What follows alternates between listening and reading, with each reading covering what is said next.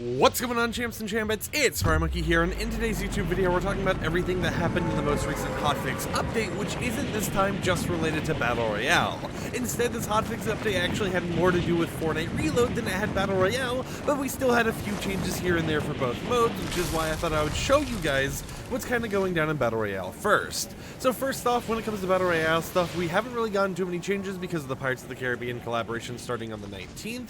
However, if you go over to NPCs, hopefully they're already selling it, right? Like Chiara right here. No, Chiara actually isn't selling it yet, so they didn't enable that part of it. All right. Well, the thing that has actually been enabled in Battle Royale is the Flintlock pistol. You can go ahead and find it in chests and supply drops. I don't believe you can find it as normal floor loot, so you have to actually open up chests and try finding it there, but you can start finding it in matches, and hopefully as we kind of run around here we're able to actually find it in game, but it doesn't appear like they've actually enabled the sells from NPC yet, and most likely those will be enabled on the 19th. Now the reason why I know that NPC right there was originally set to sell the Flintlock is because if you go in the character collection book right now, you can see that characters like her actually are set to sell it. You know, we have, for example, Bright Raider who's set to sell it and everything else, and it just hasn't actually been enabled from the NPC part of everything as of yet. But if we can actually even find some chests, where are they? Hold on. Well, you know, I wish I was recording this part, but the first chest we find, we actually managed to get the Flintlock from. So you can see it right here in the uncommon rarity as we do a little bit of damage. It was 90, shoots us back, 180 headshot damage. And of course, if you want to get some height, you can go ahead and use it like that in order to get upwards. Gets rid of fall damage and everything else, so you could use this as a way to actually jump off of like a mountain or something.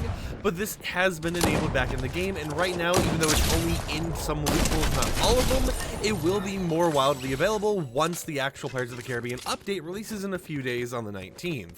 Other than that though, the rest of the changes are actually for Fortnite Reload, and I think that's a pretty interesting little thing to actually hear, is the fact that they're starting to treat Fortnite Reload like it's its own core mode, which makes sense because it practically is at this point, and making it so it has its own little loot pool changes here and there to make sure the gameplay still somewhat feels a little bit fresh instead of never changing and just kind of standing with a standard game mode loot pool since day one. So the weapons that have been vaulted in the mode is going to be the hand cannon, the lever action shotgun, and the tactical SMG. Now the lever action shotgun, I'm going to be honest here, I never really used in that mode, so I'm completely fine with that one being vaulted. However, it does kind of suck to see some things like the actual hand cannon being vaulted, because that one was pretty nice to actually use in the mode. But being unvaulted, we have three different weapons, being the Thunder Pump shotgun, we have the Twin Mag SMG, and then the Mammoth pistol. So those are going to be your three new things that have actually been enabled in the loot pool right now for you to use if you're a Fortnite Reload player, and that is activated in both zero build reload and normal reload as well. Now something I kind of noticed here with this whole entire hotfix and everything else is how they're kind of doing it. They're having the exact same number of weapons being enabled at all times, so whenever they swapped out an SMG, they brought a new SMG in. Whenever they swapped out a pistol like the hand cannon, they brought a new pistol in. Whenever they swapped out a shotgun, they brought a new shotgun in.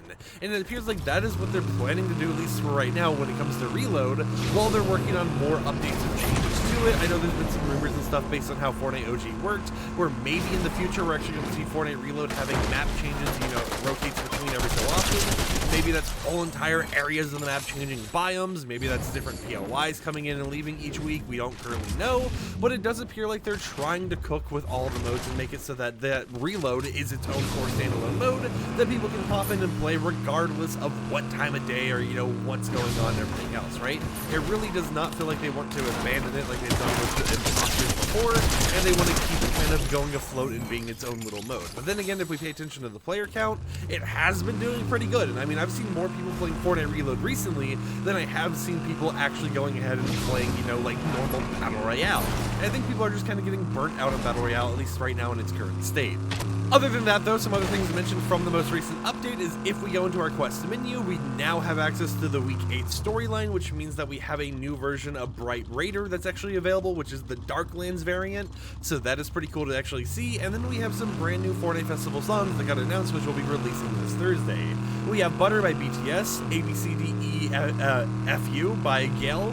We have Ride With Me, which was actually one of the Battle Pass, or I guess Festival Pass songs being released Item Shop by Nelly featuring Cindy Spud, we have Let You Down by NF, and then we have Walk 'Em Down by NLE Choppa featuring Roddy Ricch.